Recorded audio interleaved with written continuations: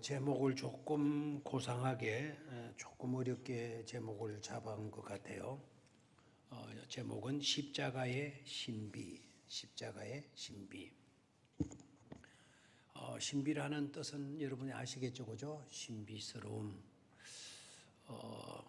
십자가의 신비스러움. 그리고 그 제목 밑에다가 자기 부정 이렇게 해놨습니다. 자기 부정. 자기를 부인하는 것, 자기를 부인하는 것. 십자가의 신비 속의 핵심, 신비 속에 들어있는 핵심이 뭐냐? 나를 부인하는 거예요. 나를 부정하는 것. 그 십자가의 아주 중요한 신비다라는 것입니다. 이상하고 괴이한 어떤 그런 것들로만 신비스럽다 이렇게 여겨서는 안 돼요. 나를 부인하는 것, 나를 부정하는 것. 그거 정말 뜻밖이거든요. 십자가에서 나를 부인하는 것, 자기를 부인하는 것. 놀라운 일이거든요. 그래서 십자가의 신비라는 제목을 잡았고, 그리고 자기 부정이라고 하는 소제목을 잡았습니다. 여러분, 유대인들이 천주교나 개신교나 우리 개신교, 천주교나 개신교를 합쳐서 기독교라고 그러는데요.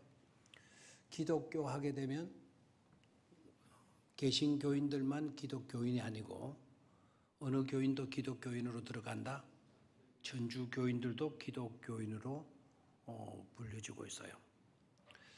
그 유대인들이 천주교로 개종을 하거나 아니면 개신교로 개종을 하거나, 그래 일단 그 천주교, 개신교 복잡하니까 기독교로 개종하기가 쉽겠나요? 어렵겠나요? 유대교인들이 기독교로 개종하기가 쉬울 것 같아요? 어려울 것 같아요? 어렵습니다. 정말 어려워요. 유대인들이 개종해가지고 기독교로 돌아오게 되는 날, 그날이 종말이라고 그래요.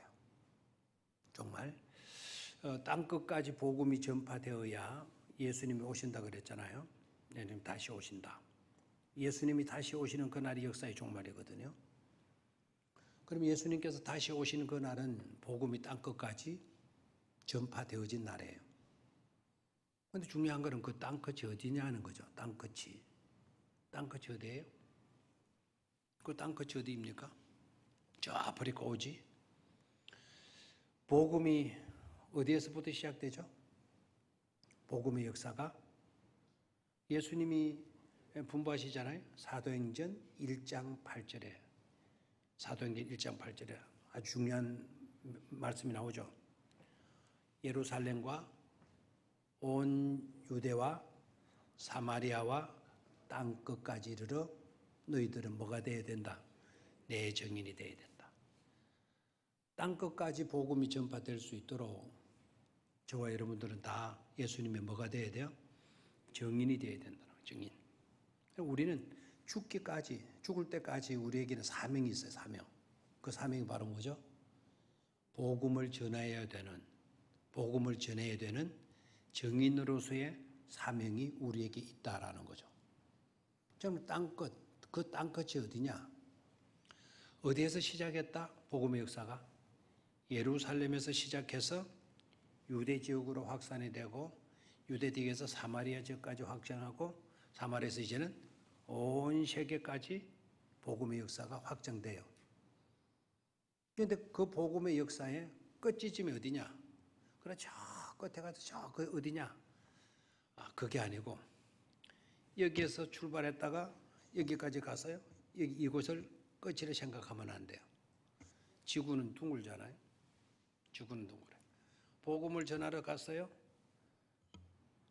유대와 사마리아와 유럽과 중앙아시아와 아시아, 극동아시아까지 왔어요.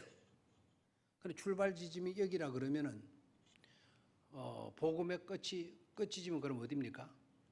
출발 지점이 바로 끝이 되는 거죠. 이해가 됩니까? 그러니까 여기에서 시작했으니까 여기까지 와야 끝내는 거 아닙니까? 이해가 됩니까?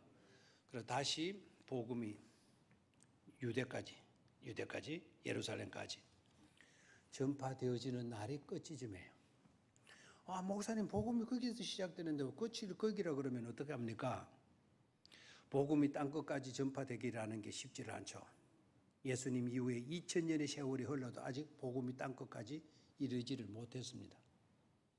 근데 근간에 이제 땅끝까지 복음이 이제 접근하고 있구나.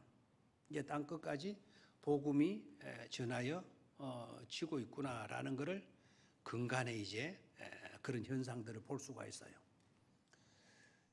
유대인들이 개종해서 예수님께로 돌아온다. 유대인들이 개종해서 복음으로 나온다. 그런 징조가 일어나게 되면 그게 바로 뭘까요? 이제 땅끝에 복음화가 이루어지는 것이죠. 땅끝에 복음화가 이루어지는 그때가 바로 뭐라고요? 역사에 뭐가 된다? 종말이 된다라는 것이죠. 이게 그냥 단순한 그러겠거니 생각하면 안 돼요. 그 말 속에는 놀라운 복음적 요소가 들어있잖아요. 그러니까 땅끝까지 복음이 오게 될 때 역사의 종말이 온다라는 것은 그 땅끝까지 종말이 오기까지 땅끝에 지상에 살고 있는 모든 사람들은 뭐를 접할 수 있는 기회가 있다라는 거죠? 복음을 접할 수 있는 뭐가 있다라는 겁니까? 기회가 있다라는 거예요. 그러니까 영혼들이 복음을 접할 때까지 역사의 종말은 오지 않는다는 뜻도 되고요. 모든 심령들이 복음을 접하지 않고서는 역사의 끝은 오지 않는다. 그리고 역사의 끝이 온다는 것은 모든 사람들이 역사의 종말이 오기까지 뭐를 접할 수가 있게 된다. 복음을 접할 수가 있게 된다라는 거 아닙니까? 그리고 하나님은 얼마나 사랑이 하나인지 몰라요. 복음을 듣고 하나님은 역사를 심판하셔서 역사의 끝을 알린다라는 거예요. 이해가 됩니까? 그러니까 하나님 우리를 얼마나 귀하게 사랑스럽게 여겨 주시는가를 알 수 있어야 돼요. 근데 요사이 유대인들이 점점 개종하는 사람들이 많이 나오고 있어요. 어디로? 기독교로. 천주교로보다는 개신교 쪽으로 유대인들이 개종해서 지금 많이 돌아오고 있어요. 제가 보고 있는 그 성지에서 나오는 이스라엘에서 나오는 잡지 중에 예루살렘이라고 하는 잡지가 있어요. 예루살렘이라고 하는 잡지가 조그만한 잡지인데 매월 한 권 정도 발부가 돼요. 아주 좋은 자료들이 그 속에 엄청나게 들어있고 히브리어로 주로 모든 것이 이제 다루어지는데 그 히브리어에 감추어진 의미들을 그 책에서 많이들 설명들을 해줘요. 굉장히 좋은 책입니다. 책 부피가 요 정도밖에 안 돼가지고 보관하기는 조금 그렇지만 옛날 같으면 막 이런 뒷주머니 같은 데 넣어 다니다가 보고 또 갖다 꼽아놓고 뭐 이럴 수 있는 아주 좋은 책인데 요새는 걸어 다니면서 책 보는 사람들이 거의 없어서 아쉽긴 하죠. 거기에 보면 지난달에 유대인들이 우리 개신교로 돌아온 사람들이 몇 명이다. 그 돌아온 사람들의 성향, 그분들이 뭐하는 사람들이었다라는 것을 보도를 해요. 그리고 어떨 때는 비밀 때문에 이름을 감추기도 하고요. 이름을 싹 지우기도 하고 사진들을 띄우는 경우도 있고 돌아온 그분들의 사진을 감추는 그런 것도 나오고 있어요. 근데 근간에 놀라운 거는 나사렛 지역 쪽인데 나사렛은 원래 기독교인들이 좀 많이 있어요. 나사렛 쪽에 있는 랍비 네 사람이요. 어떤 분이요? 랍비 네 사람이 우리 개신교로 개종을 한 거예요. 아무도 안 놀라죠. 근데 그 나라 일이고 우리나라 일은 아니니까 랍비들이 개종해서 왔다. 기독교인들이 됐다. 개신교인들이 됐다. 이거 엄청난 겁니다. 이거 랍비들의 입에서 예수가 메시아라는 것을 시인했다라는 것은 이건 정말 경이로운 일이 아닐 수가 없죠. 그래도 반응이 없네요. 누가?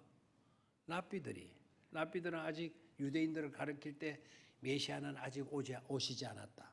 오실 메시아를 전하고 오실 메시아를 강조하잖아요, 그들이. 그런데 그들의 입에서 메시아는 뭐하다? 오셨다. 메시아는 오셨다라는 거예요. 메시아는 오셨다. 그리고 그분은 우리를 위해서 죽어주셨다. 그분은 이미 우리를 구원해 주셨다. 이미 우리의 구원을 완성해 놓으셨다고 그분들의 입에서 그 말이 나온다 이 말입니다. 랍비들이 그 개종해가지고 그 나라에서 유대인들 랍비 노릇으로 그 진리를 전하지는 못해요. 그 자기가 랍비면 유대인들을 가르칠 수 있잖아요. 정실 앞에 나가서 가르칠 수 있지만 그러나 개종을 했기 때문에 그들 앞에 서서 예수가 곧 메시아였다. 그분은 이미 오셨다. 그분이 이미 우리의 구원을 이루어 주셨다라고 아직은 가르칠 수가 없어요. 그래서 그분들의 희망이 뭔가 하니까 그분들의 희망이 우리도 이제는 예수가 우리의 메시아라는 것을 어수속히 우리 민족에게 가르치고 싶다라는 게 그들의 꿈이고 그들의 희망이라는 거예요. 여러분들의 희망은 뭡니까? 돈 많이 벌고 좋은 대학 가고 건강하게 살고 그렇죠? 좀 편안하게 살고 좋은 집 마련해서 좋은 곳에서 살고 싶은 그런 희망이 있을 것 아닙니까? 그런 희망 가지는 건 나쁘지 않습니다. 항상 좋은 것을 추구하는 것이 있어야 역사는 발전이 돼요. 좋은 것을 추구하고자 하는 꿈마저 없으면 역사는 아름답게 발전될 수가 없어요. 그런 좋은 꿈을 꾸되 조금 더 우리는 어차피 이 세상에 아무리 좋은 곳에 살아도 아무리 오래 살아도 아무리 뭐 뚱뚱거려 살아도 잠깐뿐 아닙니까? 이내 지나가고 말 것 아닙니까? 아침 안개같이 사라지고 말 것들 아닙니까? 그런데 너무 목숨을 걸고 살기보다는 영원한 하나님의 나라를 표준 삼고 하나님의 나라를 목표로 삼고 하나님 나라 중심으로 살아갈 수 있는 우리가 되어야 될 줄로 믿습니다. 그럼 우리 꿈은 그런데 그런 것을 가져도 좋지만 그런 꿈이 우리의 최대의 꿈은 되어져서는 안 된다 이 말입니다. 그 랍비들이 지금 가지고 있는 그 꿈, 나는 유대인들의 영혼에 예수가 오셨다라는 것을 가르치고 싶다. 그들에게 예수가 우리의 메시아라는 것을 말하고 싶다. 가르치는 그날이 속히 왔으면 좋겠다. 그게 내 꿈이요, 그게 내 희망이다라고 말할 수 있는 그런 꿈, 그런 비전이 우리들에게도 좀 강하게 불타오르면 좋을 줄로 믿습니다. 아멘입니까? 그런 고상한 꿈을 좀 가지실 수 있게 되기를 바라요. 두 유대인이 서로 대화를 나누면서 한 유대인이 개종을 한 거예요. 기독교인으로 개종을 했어요. 그랬더니 절친한 그 다른 친구가 기독교로 개종한 거를 만류를 하는 거예요. 너 그러지 마. 너 기독교로 이렇게 개종하게 되게 되면 이 무덤 속에 있는 자네 조상들이 영원히 천국 들어가는 것은 틀린 것일세. 그러니까 자네가 기독교로 개종하지 말게. 그리고 그래도 네가 기독교로 개종한다면 여기 누워있는 자네의 부모님들의 시신이 이 비석에서 거꾸로 돌아 누울 거네. 그만큼 개종을 싫어한다는 거죠. 그 조상들도 싫어하게 될 것이라는 것이었어요. 그랬더니 기독교로 개종했던 이 젊은 친구가 아주 센스가 있는 친구예요. 자네, 나를 위해서 걱정해 주는 것은 정말 고마운 일이네. 그러나 자네, 그 걱정하지 말게. 내 동생이 있거든. 내 동생이 하나 있는데 내 동생도 이내 곧 개종하게 될 것이에요. 그렇죠. 그러면은 개종하게 되면 내 둘째 동생이 또다시 기독교인으로 개종하게 되면 비석 밑에 들어있던 부모님들의 시선이 원래대로 돌아가는 것 아닙니까? 그런 것을 가지고 기독교인을 그냥 그 개종하는 것을 그렇게 막으려고 하는 것이 그 시대의 현상이고 있어요. 그런데 누가 복음의 강물을 막을 수가 있습니까? 누가 하나님의 역사를 가로막을 수가 있겠습니까? 아무리 역사가 험난하다 하더라도 복음의 강은 지금도 흐르고 있는 줄로 믿습니다. 생명의 강을 막을 수 있는 그 어떤 세력은 있을 수가 없어요. 그래서 복음으로 사는 자가 승리하게 되는 거고, 말씀으로 사는 자가 최후 승리 얻어서 하나님께 영광을 올려드리게 되는 줄로 믿습니다. 자, 이제 본문 속으로 들어와서 보면은요, 십자가의 신비인데 이 내용을 들여다보면 아이러니, 이상한 점이 세 가지 크게 나타나고 있어요. 십자가를 생각하면서 이 사실을 여러분이 무시하면 절대로 되지 않아요. 특히 우리는 하나님이 이성을 주셨어요.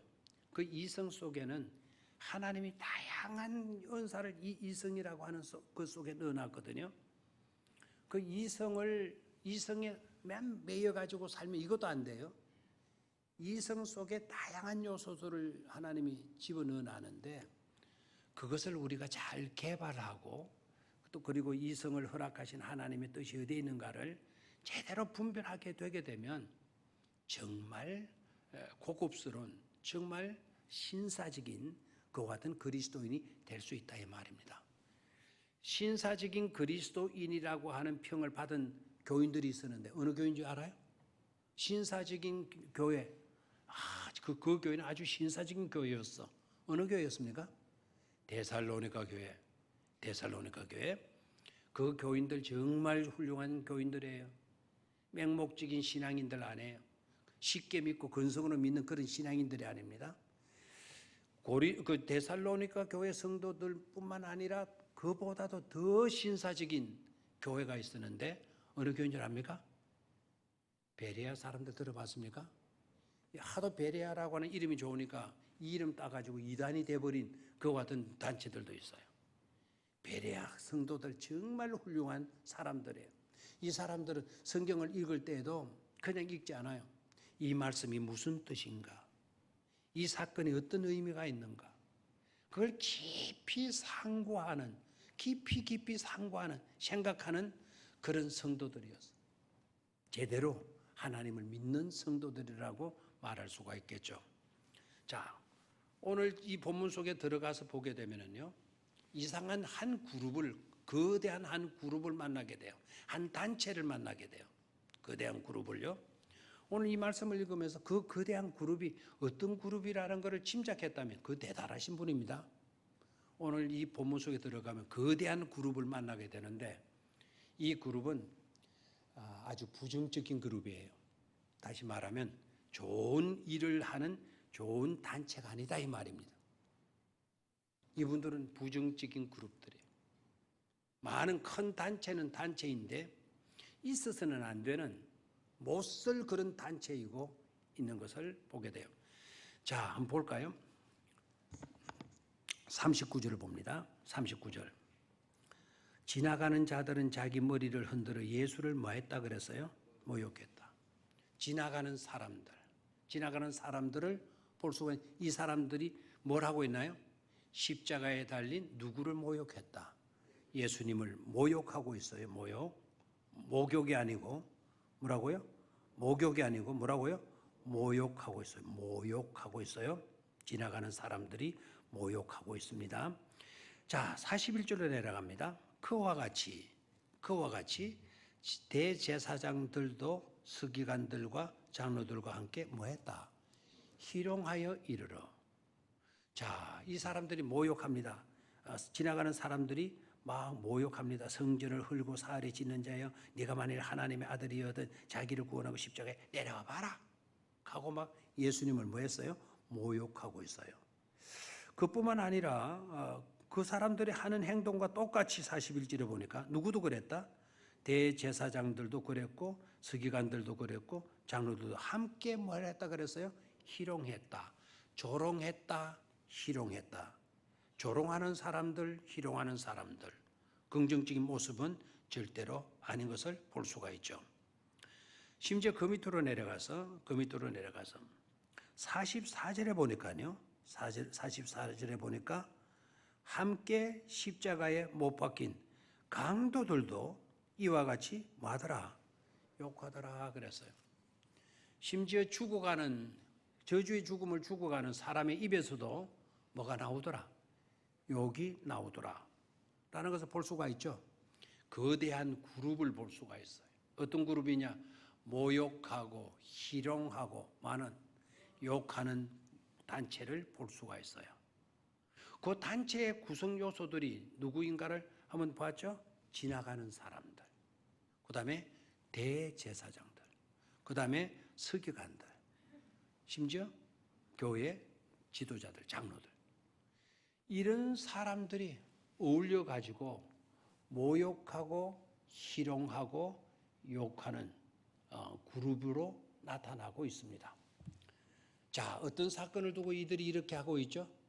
어떤 사건을 두고? 십자가의 사건을 두고. 저기에 있는 저 십자가를 곁에 두고, 십자가를 곁에 두고 이 그룹들의 삶의 모습이 이런 모습으로 나타나고 있습니다. 우리에게도 십자가가 저 멀리 있는 게 아니거든요. 우리에게도 십자가가 저 예루살렘 골고다 산상에 있는 그 십자가가 아니거든요. 우리의 삶 가운데도 십자가가 우리 삶의 곁에 있어요.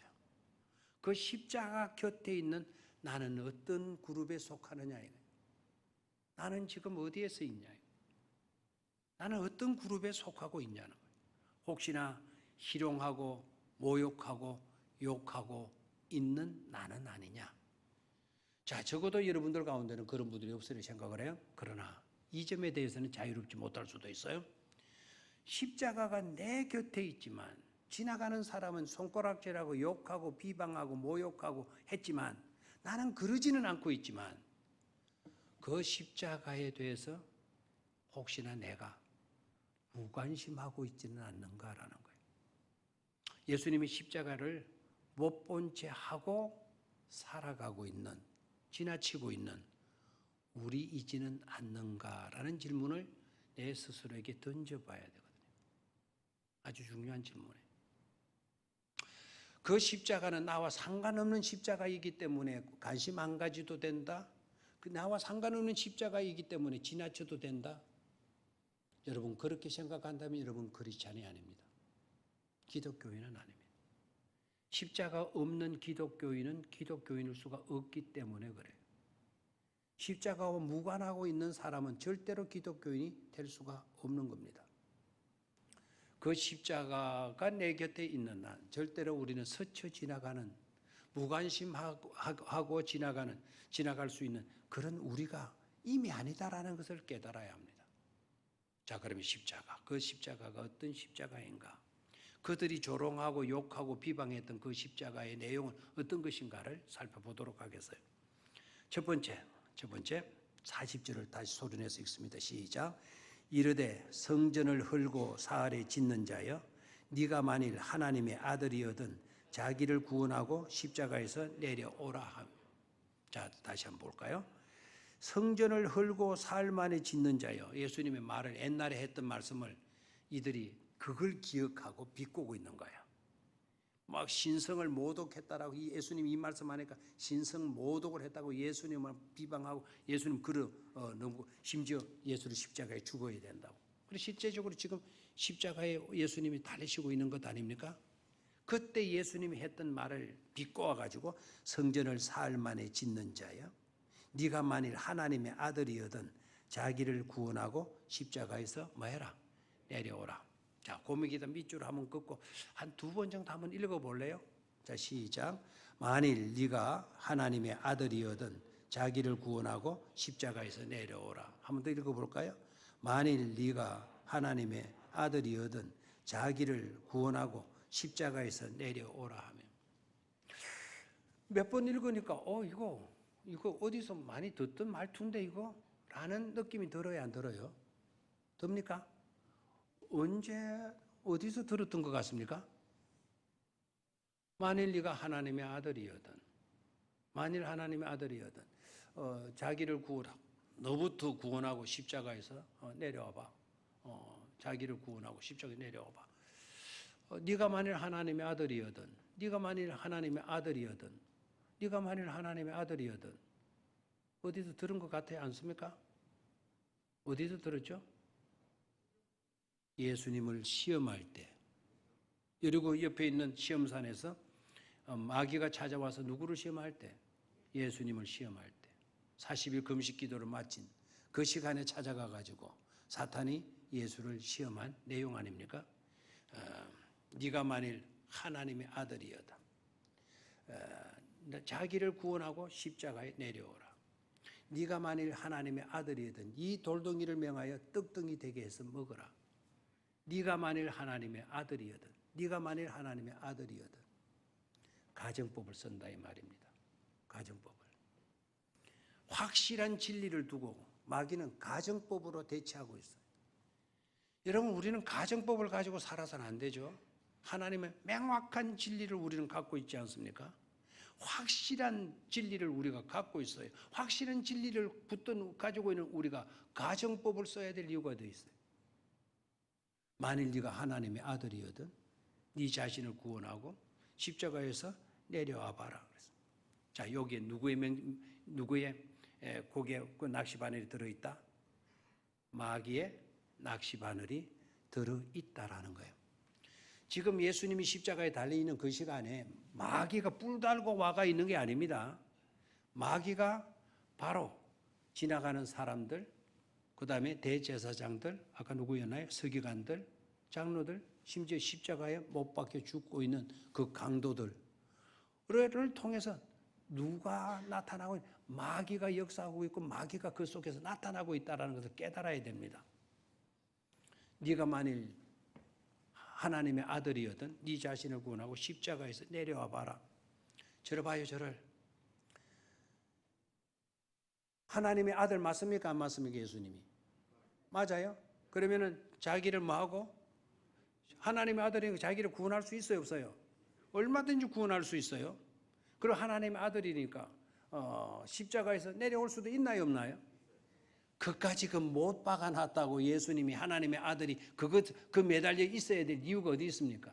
그까지 못을 박았다고 거기에서 내려오지 못할 이유가 어디 있습니까? 하나님의 아들인데 나 같으면 못 내려올 거야. 여러분 같으면 못 내려올 거야. 하나님의 아들을 못 하나로 가둘 수가 있습니까? 달아놓을 수가 있습니까? 자 내려와 봐라 그랬어요. 내려와 봐라. 놀리면서 한 말. 저를 봐요. 내려오실 수 있는 분은 확실하죠? 지금 사람들이 조롱하면서 비방하면서 욕하면서 내려오라고 이야기를 해요. 내려오면 돼야 안 돼요? 내려오면 돼야 안 돼요? 안 되는 거예요. 내려오면 끝장나요. 예수님이 끝장나는 게 아니고 누가 끝장나요? 우리가 끝장나요. 우리가. 예수님은 내려오시면 예수님은 살아. 자기는 구원해서 자기는 얼마든지 살 수 있어. 죽어도 사는데 뭐 살아서 내려오는데 왜 못 살겠어요? 근데 내려오면 안 돼요. 내려오면 누가 끝장나요? 우리가 끝장나네. 우리가. 저들의 조롱소리가 있다 하더라도 저들이 비방한다고 해서 저들이 욕한다고 해서 예수님이 그 욕 때문에 저들이 비방 듣기 싫다고 자존심 상한다고 십자가에서 내려오게 되면 누가 끝장나요? 우리가 끝장나는 거예요. 하나님은 우리가 끝장나는 걸 원하신다 원하시지 않는다? 원하시지 않는다. 그래서 자기를 부인하는 거예요. 내가 욕을 들어도 내가 욕을 듣지. 내가 비방을 들어도 내가 비방을 듣지. 자존심 상해도 내가 자존심 상해야지. 내가 이걸 거부해서 저들이 죽는 거 원치 않아. 하나님이 그토록 사랑하시는 백성들, 그 백성들이 바로 우리인데 저 백성들이 끝장나도록 내가 저들 말 때문에 포기할 수는 없지. 십자가에서 내려갈 수는 없지. 아멘입니까? 그게 바로 누구의 사랑이다? 예수님의 사랑이고 하나님의 사랑인 줄로 믿습니까? 여러분 사랑이 뭔가를 다시 여기서 사랑은 여기에서 보는 사랑은 자기 부정이다라는 거죠. 자기를 뭐 하는 것이죠? 부정이다. 이거 힘든 거예요. 나를 부정하는 거. 자기를 부정한 거. 그게 하나님의 사랑이에요. 하나님이 세상을 이처럼의 사랑은 바로 뭐냐? 십자가에 내려오실 수 있는 분이 그런 욕을 들어가면서도 그 욕을 다 들으시고 자기를 부정하면서 끝까지 십자가에서 내려오시지 아니하는 바로 그것이 예수님의 십자가의 사랑이다라는 것이죠. 아멘입니까? 그 사랑에 감격할 수 있게 되기를 축원합니다. 그런 사랑 받고 있음에 행복과 기쁨과 감사를 놓치지 말아야 될 줄로 믿습니다. 두 번째로 갑니다. 두 번째로 내려가서 봅니다. 아까 40절 봤죠? 이제는 43절로 40절 더 봐야 되겠네요. 이르되 성전을 헐고 사흘이 지는 자여 네가 만일 하나님의 아들이거든 자기를 구원하고 뭐에서 내려오라? 십자가에서 내려오라. 41절에 그와 같이 대제사장들도 서기관들과 장로들과 함께 희롱하여 이르되 42절 그가 남을 구원하였으되 자기는 구원할 수 없도다. 그가 이스라엘의 왕이로다. 지금 십자가에서 내려올지어다. 그리하면 우리가 막여노라. 믿겠노? 거기도 동일음을 해요. 몇 절이었습니까? 42절이었죠. 그가 누구는 구원하였으되 남은 구원하였으되 자기는 구원할 수 없도다. 저를 봐요.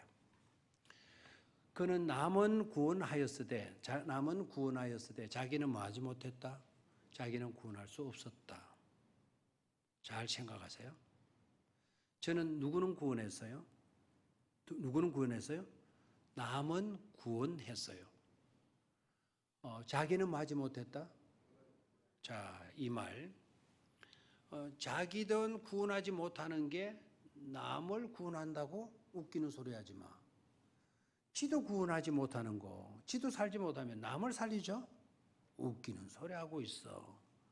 라는 비아냥의 소리같이 들리죠. 그런데 이 사람들의 말을 잘 들으세요. 남은 뭐 했다? 구원하였으되 지는 뭐 했다? 구원하지 못했다는 거예요. 다시 제가 지려 걸어내기 여러분 기분 나빴는지 모르겠는데 그가 남은 구원하였으되 자기는 구원할 수 없도다. 그가 뭐다? 이스라엘의 왕이로다. 지금 십자가에서 내려올지어다. 그리하면 우리가 뭐 하겠노라? 믿겠노라. 너 남을 구했어. 이제 네 자신 구할 차례야. 네 자신 구해봐. 네 자신 구하면 이스라엘의 왕, 네가 분명한 거야. 그런 왕 때문에 우리 또한 뭐 하겠다 그러죠? 믿겠다 그랬어요. 믿겠다. 자, 이게 여러분 정말 우리가 분별력을 가지지 않으면 안 돼요. 얼마나 그럴싸한 말인지 몰라요. 어떻게 보면 복음에 거의 접근한 그런 말들을 지금 이들이 하고 있는 겁니다. 남들은 구원할 것이다가 아니고 남들은 구원했다라는 거예요.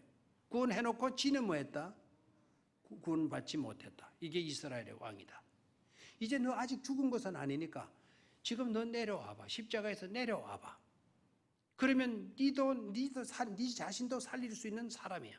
남도 구원했고 너도 살아났어. 너도 네 자신을 구원했어. 살려냈어. 그러면 우리가 뭐 하겠다는 거죠?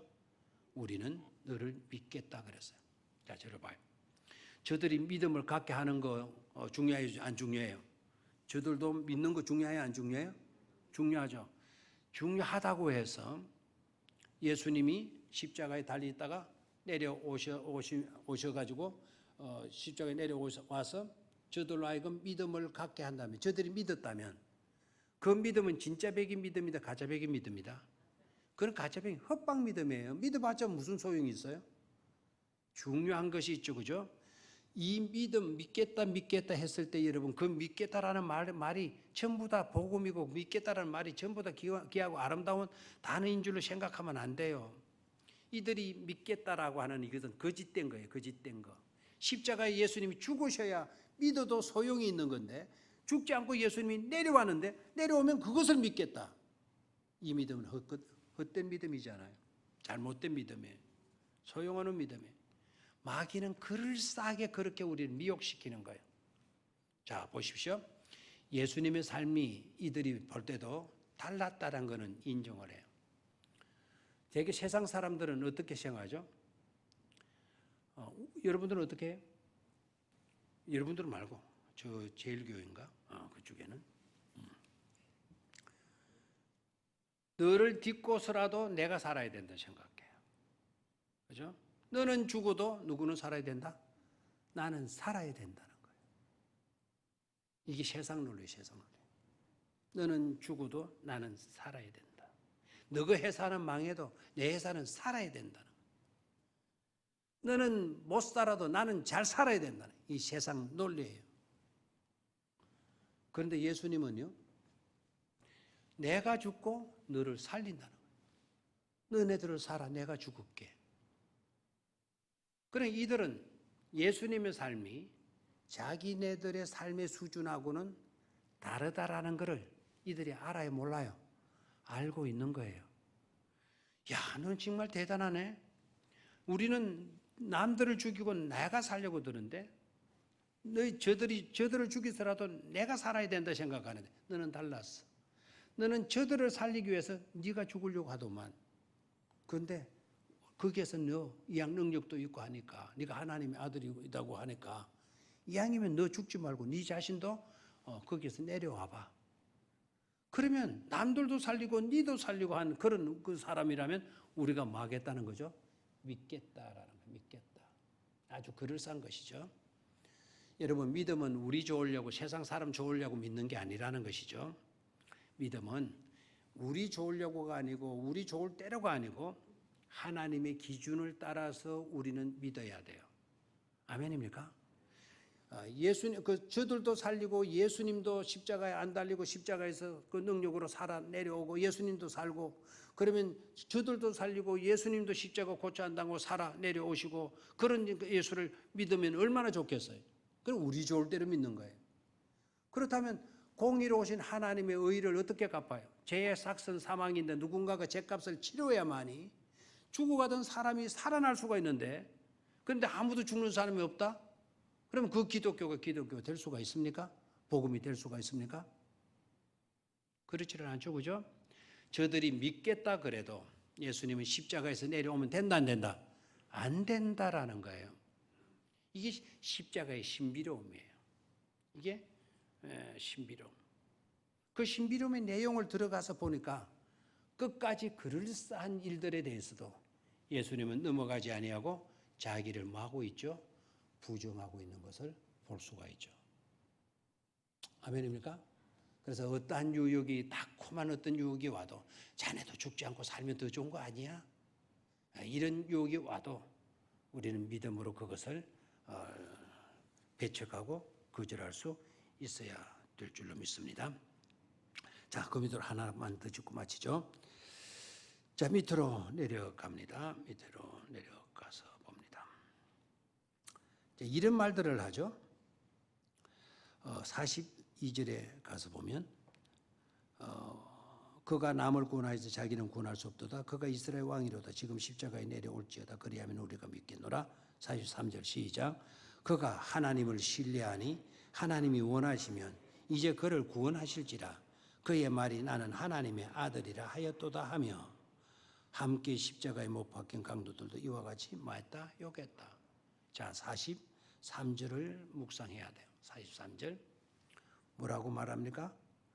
그가 하나님을 뭐하니? 신뢰하니 믿고 맡기니 하나님을 믿고 하나님께 모든 것을 맡기는 사람이니 하나님이 원하시면 이제 그를 막을 것이다.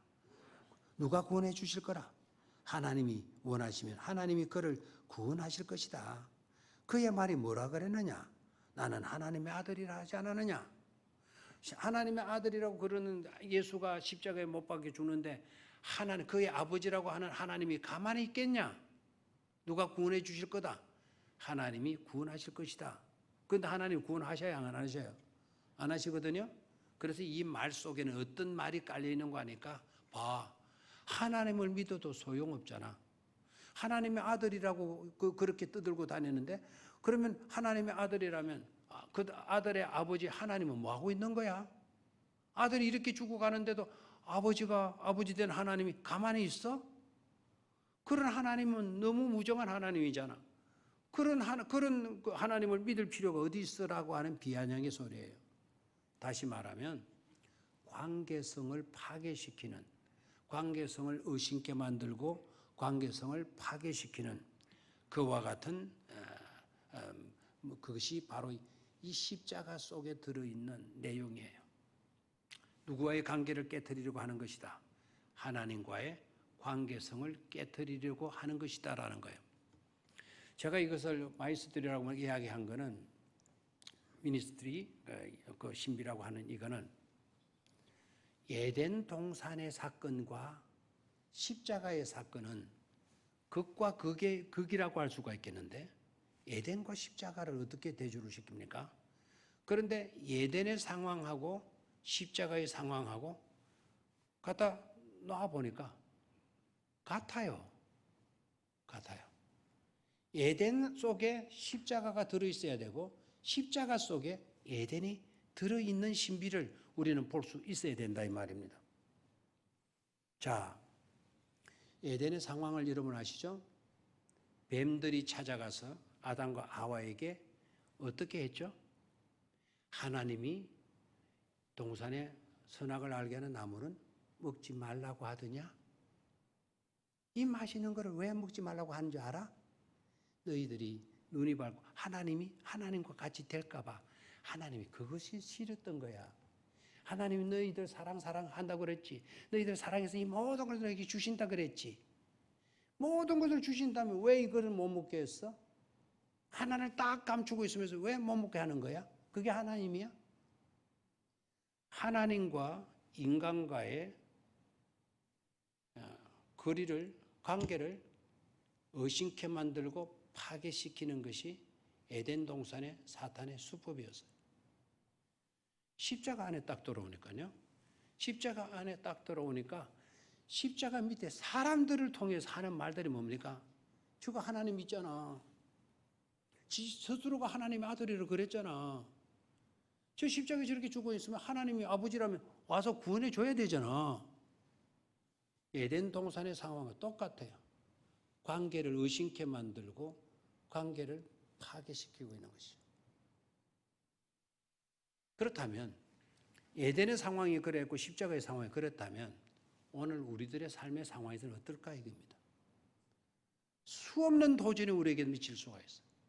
너와 나의 관계를 파괴시키는 것, 하나님과의 우리와의 관계를 파괴시키는 것, 그 아름다운 숭고한 관계성을 깨트리려고 하는 것, 의심케 만드는 그와 같은 세력들이 만무할 수 있다 이 말입니다. 그런 것에서 우리가 믿음을 갖지 못하면, 그런 것에서 우리가 지혜를 갖지 못한다면 우리는 그럴싸한 유혹에 너도 나도 다 실패하고 말 것입니다. 돈독한 믿음으로 승리해 갈 수 있는 우리 모두가 될 수 있기를 주의 이름으로 축원합니다.